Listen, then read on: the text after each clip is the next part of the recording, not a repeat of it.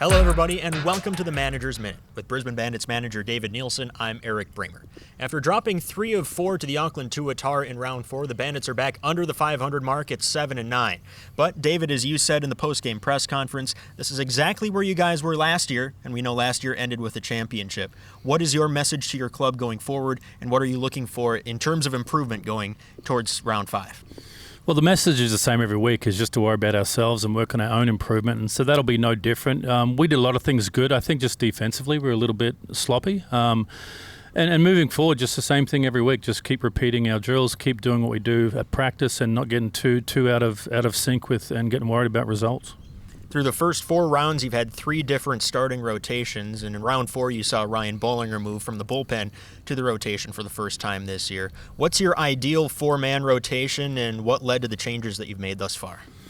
Well, you try not to get too caught up in an ideal 4-man rotation. Over the course of every year, there's always changing and people moving, and some of it's determined by workload. You always try to monitor certain guys, have different restrictions throughout the season coming off of pitching professionally, and some is just performance, but very rarely is about just one person not doing good or one person needs something else. It's more about the collective, getting the right balance, and as you said last week, I put Bollinger in the rotation. I think it's the right time for him to do it. I moved Corey Taylor to the back end.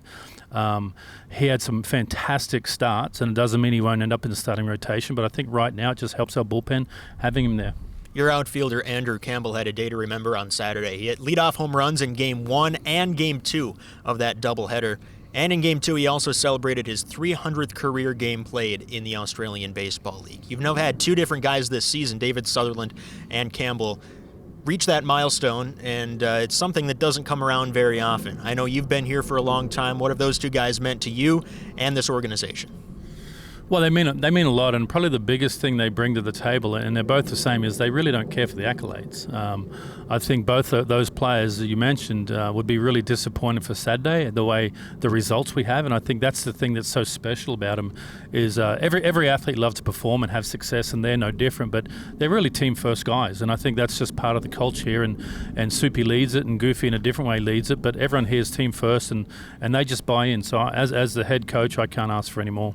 The Bandits hit the road for round 5 against the Canberra Cavalry in a rematch of last year's ABL semifinals. The Bandits are going to be back home for round 6 against the Melbourne Aces. For ticket information and for broadcast information on that Canberra series, go to brisbanebandits.com.au.